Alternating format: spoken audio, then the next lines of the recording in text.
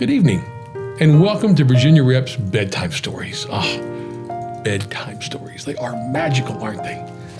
So I'm going to open this book.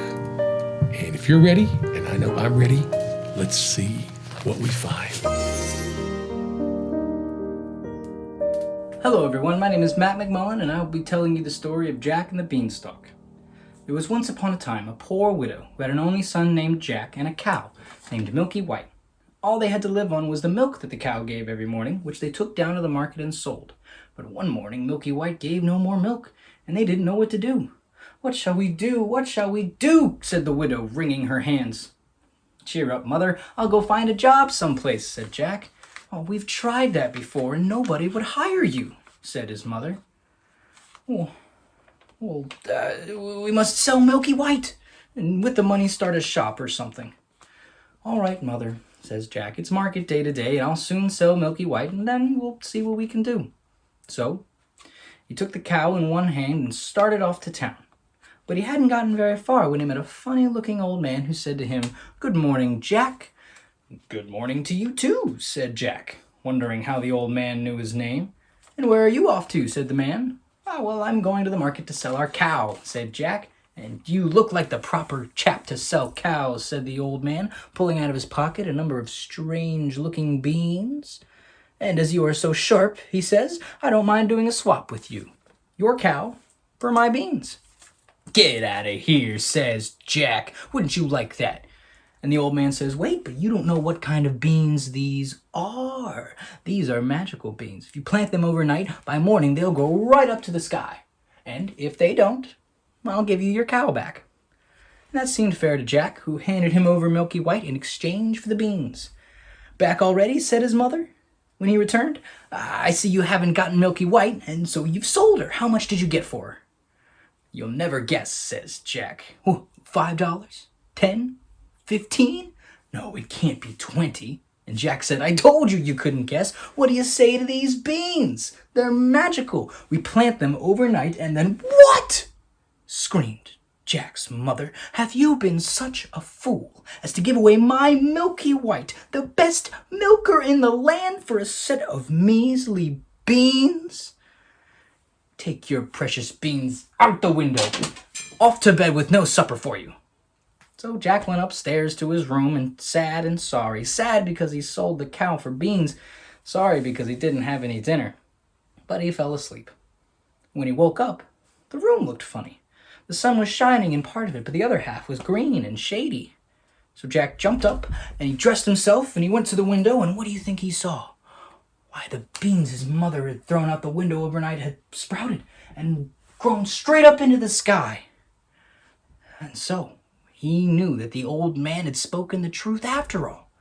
And the beanstalk grew quite close to Jack's window, so all he had to do was open it and give a big jump onto the beanstalk, which ran like a big ladder. So Jack climbed, and he climbed, and he climbed, and he climbed, and he climbed, and he climbed until at last he reached the sky. When he got there, he saw a big road going straight as an arrow. So he walked, and he walked, and he walked, and he walked until he came to a great big tall house, and on the doorstep there was a great big tall woman. "Good morning, ma'am," said Jack, all polite like. "Could you be so kind as to give me some breakfast?" Because he hadn't had anything to eat, the night before, and he was as hungry as an ox. "And it's breakfast you want, is it?" says the great big tall woman. "It's breakfast you'll be if you don't get out of here. My husband is an ogre, and there's nothing he likes better than boys broiled on toast. You better be moving on or he'll be coming."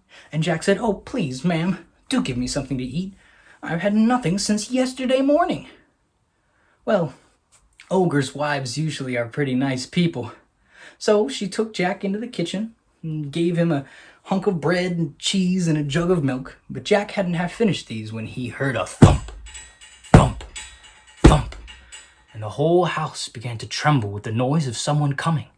"Goodness gracious, that's my husband," said the ogre's wife. "What on earth shall I do?" "Come along quick and jump in here." And she bundled Jack up and tossed him into the oven just as the ogre came by. He was a big one, to be sure.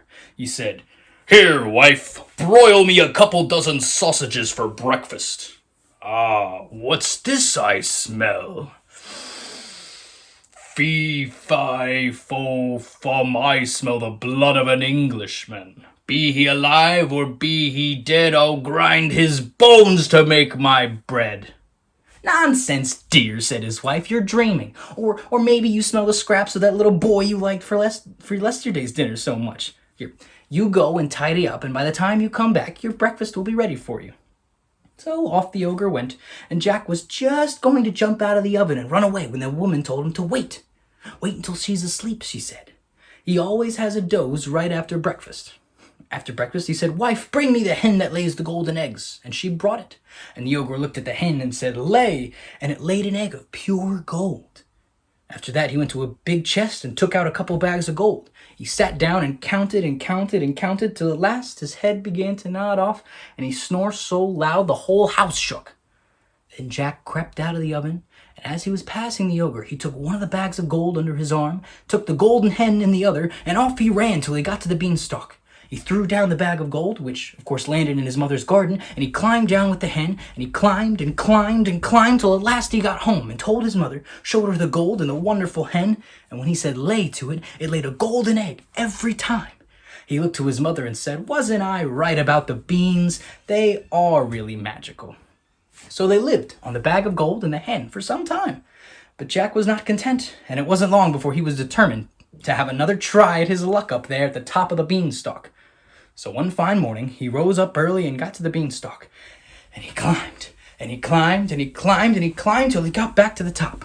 But this time, he knew better than to go straight for the ogre's house. And when he got near it, he waited behind a bush till he saw the ogre's wife come out with a pail to get some water. And then he crept into the house and hopped into a kettle. He hadn't been there long when he heard a thump, thump, thump, as before. And in came the ogre and his wife. Fee, fi, fo, fum, I smell the blood of an Englishman, cried out the ogre. I smell him, wife, I smell him. Said the ogre's wife, and if it's that little rogue who stole your gold and the hen that laid the golden eggs, then he's sure to be in the oven. And they both rushed over, but Jack wasn't there, luckily. And the ogre's wife said, There you are again with your fee, fi, fo, fum. Why, of course it's the boy you caught last night that I've just boiled for your breakfast. How forgetful I am, and how careless you are not to know the difference between live and dead after all these years. So the ogre sat down to breakfast, and he ate it, but every now and then he would muther, Well, I could have sworn, and then he'd get up and search the larder or the cupboards and everything, except the kettle. After breakfast was over, the ogre called out, Wife, bring me my golden harp. So she brought out the golden harp and put it on the table next to him. Then he said, Sing! And the golden harp sang beautifully. And it went on singing until the ogre fell asleep and commenced to snore like thunder. Then Jack lifted up the copper lid of the kettle ever so carefully and crept on hands and knees until he got to the table, climbed up, grabbed the golden harp, and ran towards the door. But the harp called out quite loud, Master! Master! And the ogre woke up just in time to see Jack running off with his harp. Jack ran as fast as he could, and the ogre came rushing after and would have caught him, except that Jack had a head start and was very shifty, and he knew where he was going. When he got to the beanstalk, the ogre was 20 yards away, and then suddenly he saw Jack disappear. And when he came to the end of the road, he saw Jack underneath, climbing down for dear life. Well, the ogre didn't like trusting himself to such a ladder, and he stood and waited, so Jack got even more of a head start. But then the harp cried out again, Master! Master! And the ogre swung himself onto the beanstalk, which shook with his weight. Down climbs Jack, and after him climbed the ogre. By this time, Jack had climbed down and climbed down and down and down till he was very nearly home. So he called out, Mother, bring me an axe! Bring me an axe! And his mother came rushing out with the axe in her hand. But when she got outside, she stood still with fright, for there she saw the ogre with his legs dangling out of the clouds. But Jack jumped down, took a hold of the axe, and gave a chop at the beanstalk, which cut it half in two. The ogre felt the beanstalk shake and quiver, so he stopped to see what was the matter. Then Jack gave another chop with the axe, and the beanstalk was cut in two and began to topple over. Then the ogre fell down and broke his crown, and the beanstalk came tumbling after. Then Jack showed his mother the golden harp, and what with showing that off and selling the golden eggs, Jack and his mother became very rich.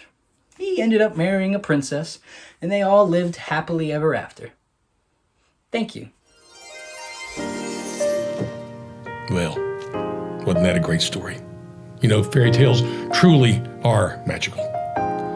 So why don't you join me again next week when we open this book again? You never know what we might find.